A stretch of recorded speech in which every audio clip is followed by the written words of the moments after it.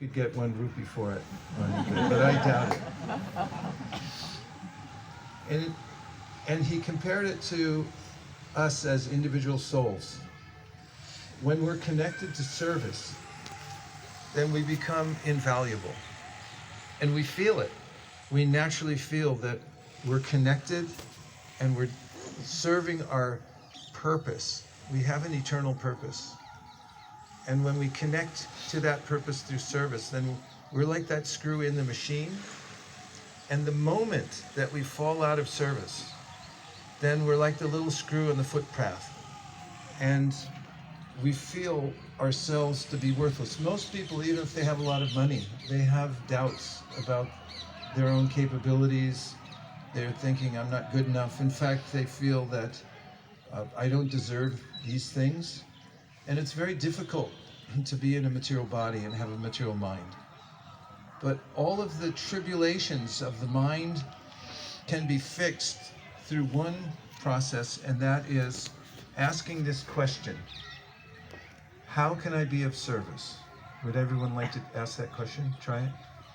How can I be of service? Yeah, turn to the person next to you and say, how can I be of service? Go ahead. How can I be of service? How can I be of service? Go like this too. How can I be of service? How can I Because Prabhu started it. How can I be of service? How can you be service? So it feels a little risky, right? How can I be at your service? But it's not risky. Actually, it's the solution to all problems in life. How In can his I be? beautiful song, Bhaktivinoda Thakur says, Jeev Krishna Das e Bishwas Korleto Arduko Nai. If you want to know how to get out of all misery, just say, I'm a servant of Krishna, and then continually ask this question, how can I be of service to Krishna? And if you do that one thing, then you'll always feel satisfied. I'll give you an example. The world's an awkward place. We go, even sometimes if you go home and you're with your family, it can be awkward. Different cousins are there. Things change over time. One person's not speaking to another person, right? Families, just like any other social group, are complicated. The world's complicated. And trying to figure out how to fit into the world can be trying and cause a lot of anxiety. And this is the way to fix it. Let's just say you go to a family gathering and you feel really awkward because there's some unspoken tension going on in the family. Maybe it's a holiday and you don't know how to fit in. And then you ask this question, how can I be of service? Someone gives you some service, you move these chairs, put them over there. All of a sudden you're an insider. And everyone looks at you differently, like, oh, good, this person's here helping. You immediately come out of the sense of awkwardness and you have a sense of belonging because of service. If you expand that principle in all circumstances, you come to a yatra like this, and if you think, how can I be of service? You'll immediately fit in. Not only will you fit in, you'll be on the inside. You'll be one of the insiders, even if you just showed up. And you can go to one of the leaders or somebody and say, can you engage me? Can you give me some service?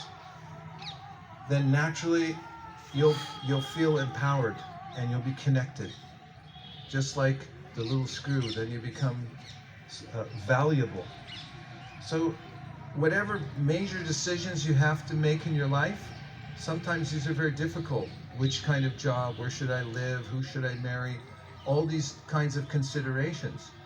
But if you ask the question, when I make the decision, how will it affect my ability to do service?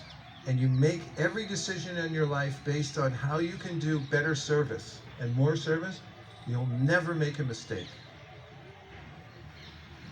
And so that's our value in life. This was the first teaching of Lord Chaitanya Mahaprabhu to Sanatana Goswami. He said, you're an eternal servant of Krishna. And that's all we have to do is continually connect through service, and then we'll feel satisfied. What was the first principle that I mentioned? Right, and then we deliberately turned off the electricity so we could practice. What's the second principle? How can I be of service? How can I be of service? You keep asking that question and you'll find that you'll immediately fit in. As soon as you ask the question and you find some service in any circumstance, then you'll naturally feel connected. And especially when you understand, I'm a servant of Krishna. Third principle. Third principle is given by an analogy that Prabhupada used most frequently, and that is the iron rod. If you take an iron rod and you put it in fire, and you leave it there long enough, then the iron rod will turn into fire. And it's transformed. It's no longer iron, it's actually fire. So in the same way, in our lives, we have a lot of things. Does anybody here have any things? Only about 10 people. Okay.